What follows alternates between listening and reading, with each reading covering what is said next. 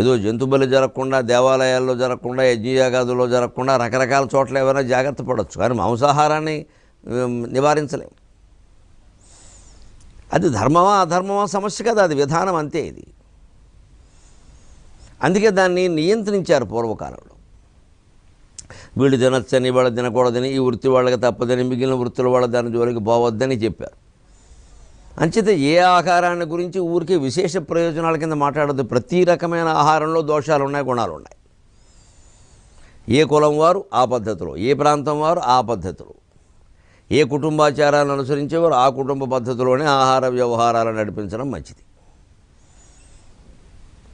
దాంట్లో ఉండే ఆరోగ్యాలు అనారోగ్యాలు వాళ్ళ పెద్దలు చెబుతారో తెలుసుకోవచ్చు. ఇక ఏ రకంగా అందరికీ ఒకటే ఆహారం, అందరికీ ఒకటే పద్ధతి అయినా అది వ్యాపారం అవుతుంది. అది సృష్టి నియమాలకే విరుద్ధం. అది దానికి ఇదే ఉదాహరణ.